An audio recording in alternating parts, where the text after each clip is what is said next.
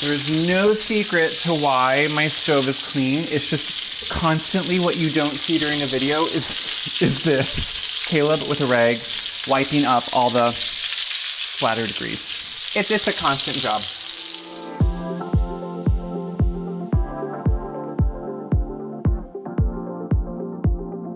Hello friends, welcome to the kitchen. We are making chicken piccata orzo pasta. And what I mean by that is a delicious chicken piccata. We're gonna go through each of the steps. It's super simple. And we are going to put it with an orzo pasta. It's gonna soak in all the flavors, be lemony, be bright, be delicious with a little bit of cheese. It's a great meal. Everything we need is right in front of me, which you can see this is a pretty easy dish. Of course we have orzo. That is gonna be the base and the heartiness that makes this a meal. We have flour to dredge the chicken in that we're gonna pound and season so they're a little bit thinner. Instead of wine, we are using stock. So it can be a classic dish, but a really easy, simple weeknight thing. Shallot, onion, essential. Oil and butter are gonna work together to actually really sear that chicken and get that beautiful brown crust on it. And then to flavor up the sauce with the stock, we're gonna do some capers, some lemon. You really need that to brighten it up and give it that classic flavor. It's all gonna come together really quick. Let's get started. I love making dishes that sound like they're restaurant worthy, but really, they're just super simple, and that's what this is. So we're gonna start with the pasta, which is orzo. It looks like it would be a grain. It is in fact a pasta. Can you imagine if at one time they made this by hand, which obviously at one time everything would have been made by hand, and that just seems extremely, I give it to them, but now we don't have to do that. So we're gonna season our water first. Super essential to always make sure you salt your water once it is boiling. Then you're gonna put in the pasta right here, and we are just going to let that cook. It doesn't take long at all. What I do wanna do is leave it a little ajar. I don't want it to boil over. I don't like to clean my stove that much. And I'm going to let that boil, but while it's cooking, we're gonna get the chicken ready. Chicken anymore, it can really vary the size of the breast. So when I get a big chicken breast like this, instead of just pounding the whole thing out, I always think it's easier to start by butterflying it. So I like just to lay it on my board. Now I do use a different board than just my wood board for raw meat. And then I'm gonna come in, and while we still will pound it slightly, you can see what I'm doing is taking a sharp knife, and I am just nice and lightly kind of butterflying it really, which instead of flopping it open like a traditional butterfly, I'm gonna go ahead and actually just slice this whole thing in half to have two thinner halves. Now each of these, then what I will do, see how beautiful that is, and it's much quicker, is I will take a plastic bag, and what we're gonna do is pound it out a little bit. So we can probably put two in here at once, it looks like to me. And we can just slide them right in. I'll set this one aside here. And what I wanna do is just slightly pound them just so they're very thin. Piccata should be a nice thin cutlet. And really the great thing about it is it cooks quickly and it has a nice surface area to brown. So I'm gonna do a quick light pound on both of these and then move on to the others. I'm pulling this up because I have my last two done. Now I washed my hands. Obviously I'm gonna contaminate one hand here, and you'll see why I like to keep one hand clean. I washed them right before I'm pulling these out, and keep one hand not. So when I put them on here right in front of each other, this is when you wanna season them. So I have a little salt in a separate container than my big salt container, because I don't wanna contaminate the whole salt. And what I'm gonna do is just make sure I season these very well. So before we dredge them, which is when you put them in a little bit of flour that helps them brown really well, you wanna get that seasoning to me right on that meat. So that's what we're doing. If you put it in the flour, it irregularly seasons the meat. It does not get it fully seasoned. You want that seasoning, you want that salt, which is really gonna enhance the flavor here, to be directly on the meat. So now with my dirty hand, see what I'm doing? I am flipping them over. That's why I like to when I can. This doesn't always work. Keep one hand clean, one hand not, and then we can usually go in and see how I'm doing that again, making sure that seasoning gets directly on the meat. This is your one chance to make sure it's seasoned well. You wanna use it. Once they are seasoned, again, dirty hand, clean hand, I'm gonna just dredge them. So this is a very simple dredge, nothing at all other than we're gonna put the flour here. We already seasoned them. That's the essential part here. Spread that flour out a little bit. Now, they're big, so this will take a couple steps possibly, and if at this point I need to get both hands dirty, I'm okay with that because then I will just wash them. But all we want here is a very light coating. This is not a breading, this is not deep frying or anything. See how this is a very light coating that really just kind of makes that moisture barrier on top. So when you put them in the oil and the butter, it's music to your ears to hear oil and butter if you're like me. But if you put them in there, that is exactly what's gonna help brown them and give that beautiful crust. Okay, my hands are washed. Chicken is ready. Let's check the pasta. So this has been cooking. It doesn't take long at all. Al dente, 5-7 minutes usually for orzo. And you know the best way to check? You take a little bit. I don't need that much. I just need a couple pieces. Perfect. A little bit of bite. You want that little bit of bite in there. That's the al dente part, because you don't want it to be overdone. We're gonna finish cooking this really in that piccata sauce.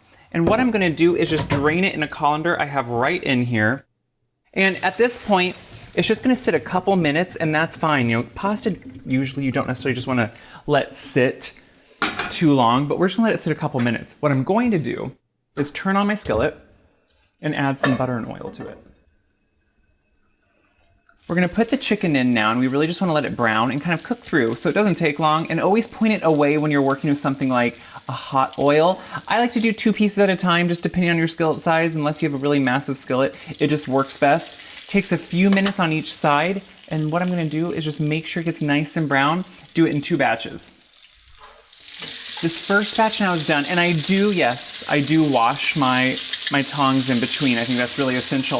What you want is nice brown on both sides. They're cooked through because we pounded them out. So I always think that's important to know too. And then I'm gonna put the last remaining 2 cutlets on. So you can see this really does come together pretty quick, and that's what's kind of nice about this. And like I just said, this is raw chicken. So I'm gonna wash this tongs in between when I'm flipping them and before I take them off at the end. But while that's kind of finishing cooking here, we can go over and finish up with the shallot and the garlic, which is really what we want to do. So I've been taking off, there should be an award or like an Olympic medal for when you take off. I hate taking off skin off onion or shallot. I grow this shallot, so it is a little bit smaller than some. I'm using shallot here because I think it's lighter in flavor. I think it's sweeter. I like it. I think it's more traditional too. And what I'm doing is just making a nice little mince on it. So I'm giving it a crosshatch, and then I just go through and I'm just mincing it up. And you see how nicely that works? And what we're gonna do then is once that chicken is done and it's all browned and beautiful and it leaves all that flavor in the skillet, we go in and we take this and we cook it in all that flavor. Now, if you're like me and you happen to have mammoth-sized garlic sometimes, this is 1 clove, you can adjust your recipe. Usually I would say 2 cloves on this, but in this case, look how big 1 clove is for me. That's a big clove. We're counting that, it could almost be 3. When it's garlic, if you like garlic, you do what you want to do, right? I don't like to take out those little green sprouts in the middle of garlic. I think it's a complete wives' tale when there's a green thing that's going to make it bitter. I'm pretty sure I heard Jacques Pepin say that, so if not, sound off in the comments, but I think it's pointless. Leave it in there. So I'm going to mince these both up. Then I'll remove that chicken. We'll keep going. We have our beautiful browned to perfection chicken. I mean, if that isn't gorgeous, I don't know what is. But what we're gonna do now is in this oil that has so much flavor with the butter, we're gonna grab all this garlic, all the shallot, scoop it right up. If we didn't have these scoops, we would have a mess everywhere, and you've seen me do that before. But I'm gonna throw it right in here, and I'm just gonna let it saute a little bit. Now, this is pretty warm after all that cooking, so it doesn't take long. So we're gonna stir it here a little bit before we add the stock. Those are just cooked enough, and we're gonna slowly add some stock. I turned the heat down, but what you can see is this is gonna work up all those brown bits from that Maillard reaction at the bottom.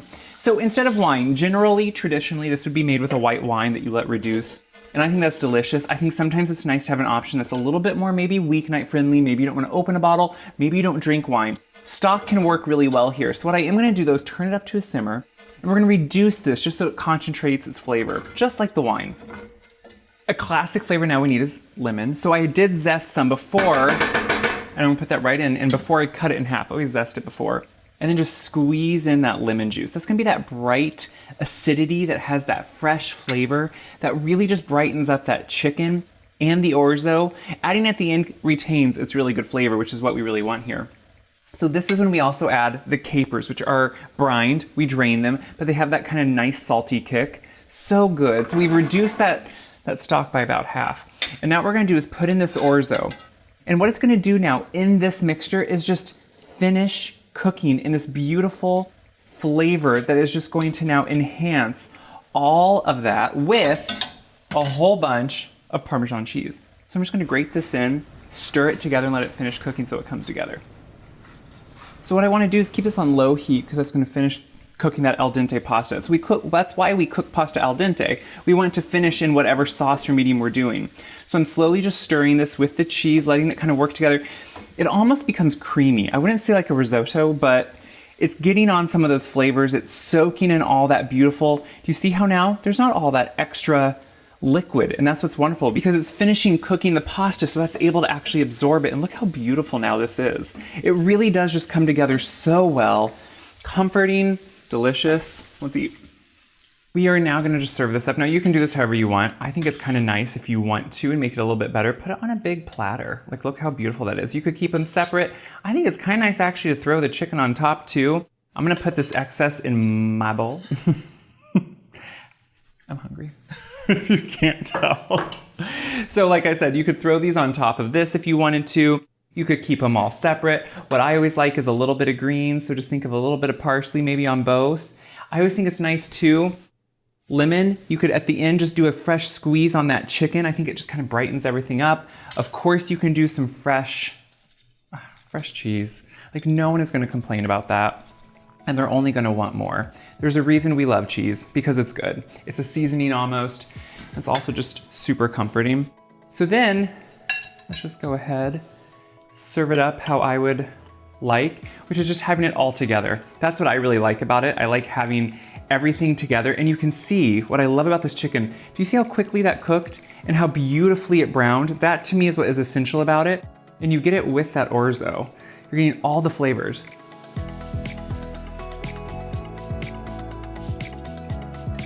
Seriously, you serve this not just to your family, to friends, company. It is a restaurant-worthy dish. It is one that really, once you kind of see that it's a process that's a couple steps, it's gonna become quicker and quicker. Definitely a weeknight meal in the making.